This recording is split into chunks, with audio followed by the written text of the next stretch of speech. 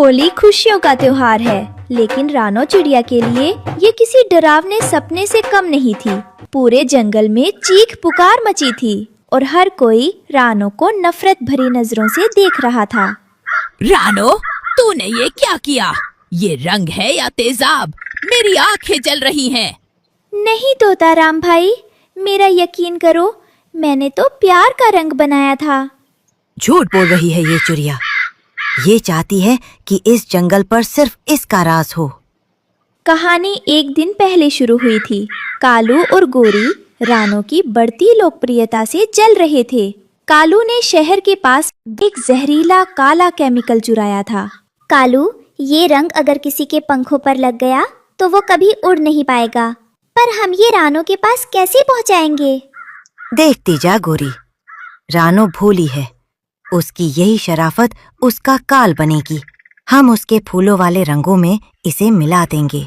दूसरी तरफ रानो और टुन्नू अपने बच्चों के साथ टेसू के फूलों को उबालकर शुद्ध केसरिया रंग बना रहे थे। पूरा परिवार खुश था। पापा, इस बार हम कालू अंकल को भी रंग लगाएंगे, शायद वो सुधर जाएं।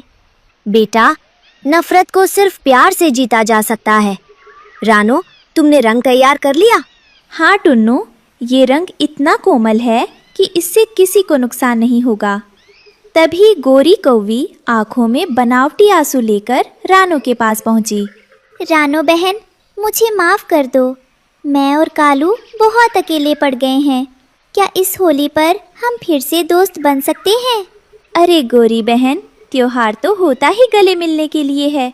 आओ अंदर बैठो। जब रानो अंदर गोरी के लिए पानी लेने गई, पीछे से कालू दबे पांव आया और उसने रानो के केसरिया रंग में वो जहरीला काला केमिकल उड़ेल दिया। अब होगा असली तमाशा। कल जब ये रंग उड़ेगा तो रानो का नाम इस जंगल से मिट जाएगा। अगले दिन जंगल के सभी पक्षी इकट्ठा हुए। ढोल नगाड़े बज रहे थे। रानो ने बड़े उत्साह से अपना बनाया हुआ रंग सबको लगाना शुरू किया। तभी रंग काला होते देख रानो चौंक जाती है। अरे ये रंग काला कैसे हो गया? मैंने तो इसे फूलों से बनाया था। जैसे ही वो काला पदार्थ पक्षियों के पंखों और आंखों पर गिरता है, तहलका मच जाता है। मेरी आंखें! रानो, ये तुमने क्या किया? ये रंग नहीं, ये तो जलता हुआ तेजाब है। मेरी आंखें, मैं देख नहीं पा रहा। बचाओ, मेरे पंख जल रहे हैं। ये काला पदार्थ छूट क्यों नहीं रहा? ये तो चमड़ी में चिपक गया है। रानो, तुमने हमारे साथ ये धोखा क्यों किया? हम तो तुम्हें दोस्त समझते थे। ये कैसा जहरीला रंग है? 3 मिनट पूरे होते ही पूरा जंगल रानो का दुश्मन बन गया। कालू ने भीड़ को भड़काना शुरू कर दिया। भाइयों, देखो रानो की असलियत। इसने रंगों में जहर मिलाया है ताकि ये हम सबको अंधा करके हमारी जमीन हड़प सके। मारो इस चिड़िया को। पक्षियों की भीड़ रानो के घर की तरफ पत्थर मारने लगी। टुन्नू बच्चों को बचाने के लिए आगे आया तो उसे चोट लग गई। वो सभी घर में कैद हो गए। मारो, मारो इन दोनों को! मारो, मारो! रानो और टुन्नू घर में कैद थे। बाहर से आग लगाने की धमकियां आ रही थी। तभी छोटे कुकू ने कुछ देखा। मम्मा, देखो, कालू अंकल के पैरों पर वही काला रंग लगा है, जबकि उन्होंने तो अभी तक होली खेली ही नहीं। इसका मतलब ये सब कालू की चाल थी। रानो को पता था कि अगर वो चुप रही तो उसका परिवार नहीं बचेगा। वो खिड़की से बाहर निकली और कालू को ललकारा। कालू, अगर हिम्मत है तो मेरे साथ उस पवित्र नदी तक चल। अगर ये रंग तूने नहीं बनाया तो तू उस पानी में उतर कर दिखा। मैं क्यों जाऊं? मैं तो साफ हूँ। कालू को लगा कि उसकी पोल खुलने वाली है। वो वहाँ से भागने लगा। रानो और टुन्नू ने उसका पीछा किया। मुझसे दूर रहो। तुम लोग मेरा कुछ नहीं बिगाड़ सकते। ये जंगल मेरा है। यहाँ का राजा मैं हूँ। भागो यहाँ से।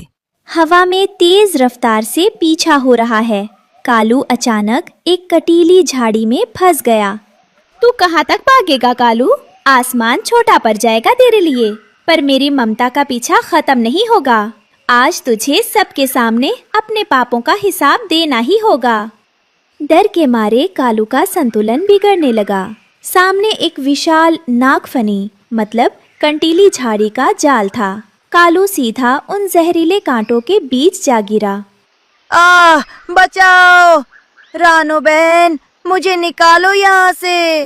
रानो ने कालू को पकड़कर सबके सामने खड़ा कर दिया। तभी गोरी कौवी जो डर गई थी सब सच उगलने लगी।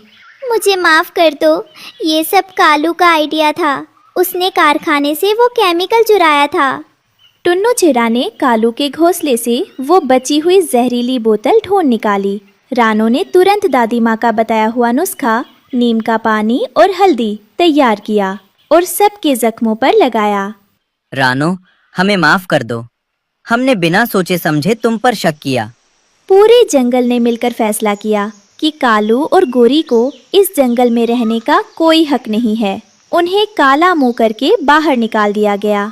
अरे बिटिया की कसम, नेकी ही असली मरहम। याद रखना दोस्तों, बुराई चाहे कितनी भी गहरी साजिश क्यों ना रच ले, सच्चाई की एक बूंद उसे धो डालती है। त्योहार नफरत के लिए नहीं, एक दूसरे को माफ करने के लिए होते हैं। होली का जश्न फिर से शुरू हुआ। रानो घर की सफाई कर रही थी, तभी उसे घोंसले के नीचे एक लाल रंग का पत्थर मिला जो तेजी से गर्म हो रहा था। ये क्या है? ये तो कालू का किसी बड़े बाज का निशान बना है। अचानक जंगल में एक बहुत बड़े शिकारी पक्षी की भयानक गूंज सुनाई देती है। होली की खुशियां अभी खत्म भी नहीं हुई थी कि अचानक जंगल की सीमा पर एक धमाका हुआ। आसमान में रन नहीं बल्कि आग की चिंगारियां तैर रही थीं। कालू वापस आ चुका था और इस बार उसके साथ मौत का सौदागर था। रानो, मैंने कहा था ना, अगली बार बारूद लेकर आऊंगा। आज तेरा ये हरा भरा बरगद शमशान बनेगा। जंगल के बीचों बीच एक ऐसी गुफा थी जहाँ कोई परिंदा भी पर मारने से डरता था। उसी अंधेरे के बीच कालू कौवा अपनी हार का बदला लेने के लिए एक ऐसी आग तैयार कर रहा था जो पूरे जंगल को राख कर सकती थी। गिद्धराज महाराज, रानो को लगता है कि उसने मुझे जंगल से निकालकर जीत हासिल कर ली। उसे नहीं पता कि अब मैं लौट रहा हूँ, रंग लेकर नहीं बल्कि ये तबाही लेकर। कालू, तूने सही कहा था। उस मामूली चिड़िया की इतनी हिम्मत कि वो मेरे सबसे वफादार साथी को बेइज्जत करे। आज रात जब सब सो रहे होंगे, हम उसके बरगद के पेड़ पर ये बारूद बिछा देंगे। हाँ और जैसे ही सुबह सूरज निकलेगा, हम उस पेड़ को एक मशाल बना देंगे। रानो और उसका परिवार उसी आग में होली खेलेंगे। चलो, अब और इंतजार नहीं होता। इस बारूद को उठाओ। आज रात रानो के सुकून का आखिरी दिन है। पूरा जंगल मीठी नींद में था। रानो और टुन्नू भी अपने बच्चों को सीने से लगाए सो रहे थे। कालू और गिद्धराज दबे पांव बरगद की डालियों पर उतरते हैं। वे बहुत सावधानी से लोहे के तारों और बारूद की थैलियों को डालियों के बीच छुपाकर बांधने लगते हैं। धीरे गिद्धराज, अगर टुन्नू जाग गया तो शोर मच जाएगा। फिक्र मत कर, मैंने ऐसी जगह बारूद लगाया है कि आग लगते ही पूरा पेड़ एक झटके में गिर जाएगा। तभी रानो की नींद हल्की सी खुलती है। उसे किसी के चलने की आहट सुनाई देती है। वो धीरे से अपनी आंखें खोलती है और ऊपर की डाल पर एक बड़ी परछाई देखती है। ये इतनी रात को कौन है और ये कैसी गंध आ रही है? जैसे ही रानो ऊपर देखने के लिए गर्दन उठाती है, उसकी नजर कालू पर पड़ती है। रानो के होश उड़ जाते हैं। अरे, ये तो जाग गई। गिद्धराज, जल्दी करो, काम खत्म करो। रानो और टुन्नू बच्चों को लेकर बाहर भागे, लेकिन जब तक कालू और विशाल गिद्धराज डालियों पर मौत का जाल बिछा चुके थे। कालू, ये क्या पागलपन है? इस पेड़ पर सिर्फ हम नहीं, सैकड़ों बेगुनाह पक्षी सो रहे हैं। तू पूरे जंगल को जला देगा। यही तो मैं चाहता हूँ टुन्नू। जब रानो का घमंड राख होगा, तभी मेरे कलेजे को ठंडक मिलेगी। गिद्धराज महाराज, रास्ता साफ करो। दोनों की आवाज सुनकर बाकी पक्षी भी घरों से बाहर आ गए। पूरा जंगल डरा हुआ था। तोता राम और बंटी कबूतर अपने बच्चों को लेकर रानो के पीछे छिप गए। रानो बहन, ये तो बारूद है। अगर एक भी गोला हमारे घर पर गिरा तो सब खत्म हो जाएगा। घबराओ मत, हम सब मिलकर लड़ेंगे। रानो, हमें कुछ करना होगा। जैसे ही कालू ने आग की चिंगारी छोड़ी, रानो ने एक बुलंद आवाज में पूरे जंगल को जगा दिया। पलक झपकते ही हजारों पक्षी अपनी चोंच में छोटे छोटे बर्तन और लकड़ियों की बाल्टियां भरकर नदी से पानी लाने लगे। जल्दी करो भाइयों, एक भी चिंगारी बचनी नहीं चाहिए। पानी डालो, इस बारूद को कीचड़ बना दो। नहीं, ये क्या कर रहे हो तुम लोग? मेरा बारूद, मेरी साजिश सब गीली हो रही है। कालू, यहाँ रुकना बेवकूफी है। ये हजारों पक्षी अगर हम पर टूट पड़े तो हमारी हड्डियां भी नहीं मिलेंगी। भागो यहाँ से। बारूद पूरी तरह गीला होकर बेकार हो जाता है। अपनी हार देख गिद्धराज और कालू दुम दबाकर अंधेरे जंगल की ओर भाग जाते हैं। बारूद गीला होने के बाद कालू अब सीधे हमले से डरने लगा था। वह गिद्धराज के साथ जंगल की सबसे चालाक मायावी लोमड़ी ललकार के पास पहुंचा। ललकार आवाजें बदलने और भ्रम पैदा करने में माहिर थी। ललकार बहन, रानो की एकता को तोड़ना है। कुछ ऐसा करो कि वो अपने ही परिवार को दुश्मन समझने लगे। चिंता मत करो कालू, मैं रानो की आवाज में टुन्नू को और टुन्नू की आवाज में रानो को ऐसे कड़वे शब्द सुनाऊंगी कि वे एक दूसरे का चेहरा देखना भी पसंद नहीं करेंगे। बदले में मुझे उन पक्षियों के अंडे चाहिए। अगली सुबह जब टुन्नू दाना चुगने के लिए नीचे उतरा तो झाड़ियों के पीछे छिपी ललकार लोमड़ी ने रानो की हुबहू आवाज निकाली। टुन्नू, तुम किसी काम के नहीं हो। अगर मैं ना होती तो आज तुम और बच्चे राख हो जाते। तुम जैसे डरपोक पति की मुझे जरूरत नहीं। रानो, ये तुम क्या कह रही हो? मैंने तो अपनी जान दांव पर लगा दी थी। मैंने तो कुछ कहा ही नहीं टुन्नू। तुम अचानक मुझ पर क्यों चिल्ला रहे हो? टुन्नू को लगा कि रानो झूठ बोल रही है। वह गुस्से में दूर उड़ गया। ललकार लोमड़ी ने गिद्धराज को इशारा किया।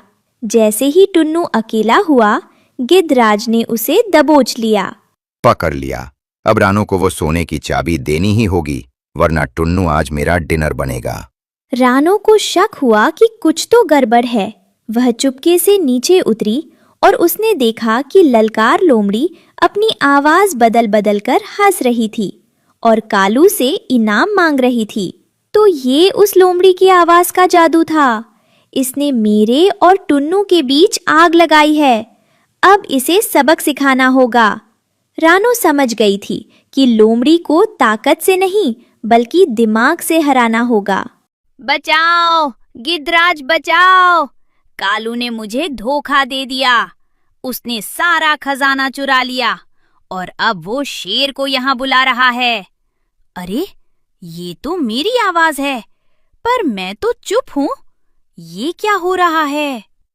तभी ऊपर उड़ते हुए गिद्धराज ने जब यह सुना तो उसे लगा कि लोमड़ी उसे धोखा दे रही है। वह गुस्से में नीचे झपटा। तूने मुझे बेवकूफ समझा है ललकार। तू कालू के साथ मिलकर मुझे फंसाएगी? नहीं महाराज, मैंने कुछ नहीं कहा। वो आवाज मेरी नहीं थी। गिद्धराज और लोमड़ी आपस में ही भिड़ गए। उनके बीच जबरदस्त हाथापाई होने लगी। इसी अफरा तफरी का फायदा उठाकर रानो ने टुन्नू को आजाद करा लिया। अरे बिटिया की कसम, नेकी ही असली मरहम। याद रखना दोस्तों, चालाक लोग हमेशा आवाजें और चेहरे बदल कर आते हैं। कानों का कच्चा होना सबसे बड़ी कमजोरी है। जब तक सच न देख लो, अपनों का साथ मत छोड़ो। रानो ने टुन्नू को तो बचा लिया, पर जैसे ही वे वापस मुड़े, उन्होंने देखा कि ललकार लोमड़ी के पीछे एक विशाल अजगर खड़ा था, जिसकी आंखें चमक रही थीं। लोमड़ी तो बस एक प्यादा थी रानो।